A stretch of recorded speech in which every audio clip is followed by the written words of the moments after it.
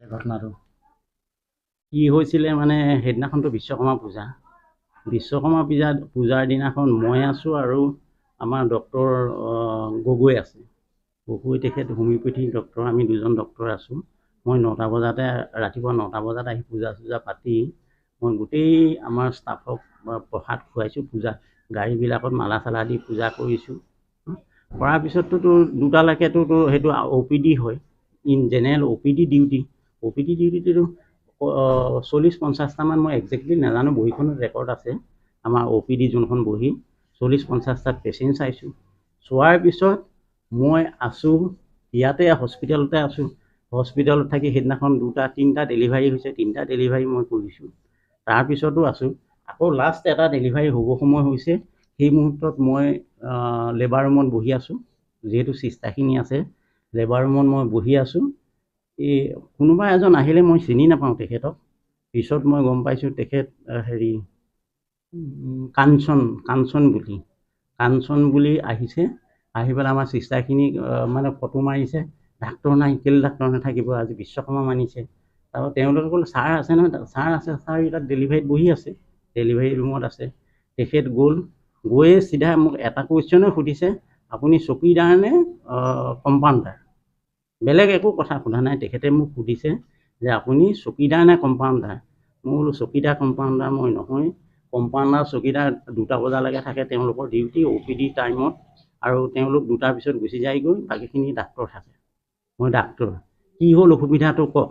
মই আজি 4-5 দিনৰ আগত এক্সিডেণ্ট হ'ল, মই আহিছিলোঁ ইয়ালৈ, ডাক্তৰ নাই। মই বোলো মই ডাক্তৰ নহয়, মই ডাক্তৰ বুলি কৈছোঁ মই। তাৰপিছত তেওঁ সুধিছে নামটো কি আপোনাৰ? নামটো কি? আপোনাৰ নামটো কি? মই নামটো কেলৈ? আপোনাৰ কি অসুবিধাটো আছে সেইটো কওক, মই চিকিৎসা কৰা মানুহ, মই চিকিৎসা কৰিম।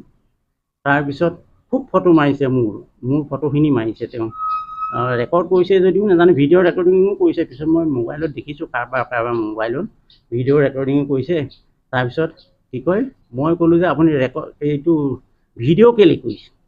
আপুনি পাই যাব, চব ওপৰ ৰাখ, মই চব এতিয়াই দি দিম, চব গোটেইখিনি মই দি দিম, আপোনাৰ মই অৱস্থা কাহিল কৰি দিম, সেই বুলি কৈছে। মই বোলো ভিডিঅ' ৰেকৰ্ডিং কৰিবলৈ আপুনি কোন হয়? তেওঁ তেতিয়া কৈছে মই নিয়মীয়া বাৰ্তাৰ সাংবাদিক।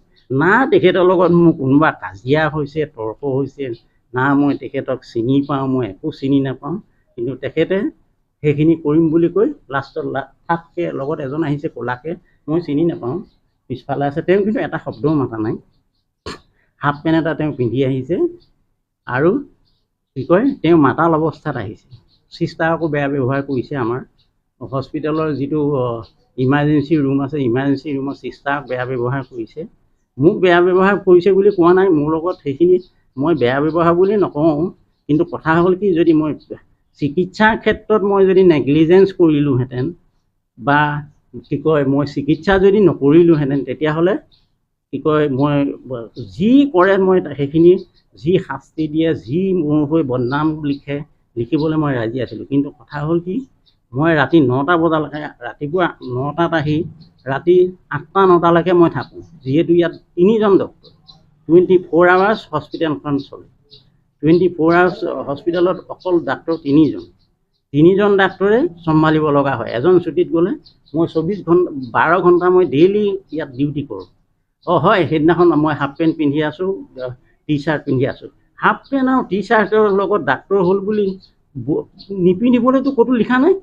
অফিচিয়েল যিটো ড্ৰেছ কোড আছে সেইটো মই জানো নহয়, সেইটো মই নজনা নহয়তো। মোৰ ৰিটায়াৰ হ'ব হ'ল, মোৰ 60 বছৰ হ'ল। মই সেইখিনি মেইনটেইন নকৰাকৈ 60 বছৰ, আজি 35 বছৰ চাকৰি কৰিল নেকি, 40 বছৰ চাকৰি কৰিল নেকি? টি-চাৰ্টটো আৰু হাফ পেণ্টটো কৈছে যে ফটা হাফ পেণ্ট পিন্ধি মাতাল হৈ আছে। মন নোকোৱা আজি মোৰ বহুত দিন হ'ল, মই মদ মুখত দি পোৱা নাই। আৰু ফাটাটো কি ডাঙৰ কথাটো হ'ল? চব মানুহটো ধনী নহয়, চবেতো ব্ৰেণ্ডেড কাপোৰ পিন্ধিব নোৱাৰে। গতিকে মোৰ পইচা নাথাকিব পাৰে, মই ফটা কাপোৰ এটা পিন্ধিব পাৰোঁ। সেইটোতো কিন্তু চাফা চিকুণ হ'ব লাগে। ফটা কাপোৰটো পিন্ধাত মই কিবা দোষ বুলি নাভাবোঁ। আৰু কিন্তু কথা হ'ল কি, তেখেতে যিখিনি অভিযোগ ইলেক্ট্ৰনিক মিডিয়াত দিছে, পেপাৰত দিছে, কিন্তু সম্পূৰ্ণ মিছা, ভিত্তিহীন। সেইখিনি কি কয়, মই কেতিয়াও ফটা চোলা পিন্ধা নাই, ফটা হাফ পেণ্ট পিন্ধা নাই। হাফ পেণ্ট মোৰ কাৰ্গো হাফ পেণ্টটো মই পিন্ধিছোঁ হয়, তাৰপিছত মই টি চাৰ্টটো পিন্ধিছোঁ, হয় গৰম, ইমান গৰম ইয়াত, যিহেতু এইবোৰ গাঁৱৰ এৰিয়া, ইণ্টাৰনেট বুলি ক'বলৈ নাই, ফেন বুলি ক'বলৈ নাই। আমাৰ ইনভাৰ্টাৰ যিটো আছে ইমান টাইম নাটানে, অলপ পিছতে কাৰেণ্ট বন্ধ হৈ যায়। ইয়াত যিহেতু 2 দিন 3 দিনলৈ কাৰেণ্ট নাথাকে, গতিকে মই হাফ পেণ্ট পিন্ধি টি চাৰ্ট পিন্ধি পেচেণ্ট চোৱাটো হয়। আৰু সেইটো মই সেইদিনা বুলি নহয়, মই সেইটো কি কয় অন ডিউটি টাইমত মই 2টা বজাৰ আগত মিটিঙে মাতাং, কোনোবা আহিব, মোৰ ওপৰৱালা আহিব, ডিষ্ট্ৰিক্ট এডমিনিষ্ট্ৰেশ্যনৰ আহিব, মোৰ ডিপাৰ্টমেণ্টৰ আহিব, কোনোবা ষ্টেটৰ পৰা আহিব, চেণ্ট্ৰেলৰ পৰা আহিব, কোনোবা টীম আহিব, ভিজিটৰ আহিব। তেওঁলোকৰ আগতো মই হাফ পেণ্ট টি চাৰ্ট নিপিন্ধোঁ, মই ফৰ্মেল ড্ৰেছত থাকোঁ। যিহেতু এইটো মোৰ ডিউটি নহয়, মোৰ ডিউটি নাছিলেই। যিগৰাকী আছিলে তেখেতে CCL চাইল্ড কেয়াৰ লিভত 2 মাহৰ ছুটীত গুচি গৈছে, গতিকে ময়ে চম্ভালি থাকিব লগা হৈছে গোটেই হস্পিটেলখন। গতিকে কি কয় চম্ভালি আছোঁ। আজি 10 চনৰ পৰা 24 চন পালেহি। অসম চৰকাৰে মোকতো দৰমহাটোও দিয়া নাই। এই কিমান বছৰ হ'ল এতিয়া, 14, 15, 16 বছৰ হ'ল। 16 বছৰে মোক দৰমহা দিয়া নাই অসম চৰকাৰে। গতিকে মই এনেকৈ ছাৰ্ভিচ দি আছোঁ।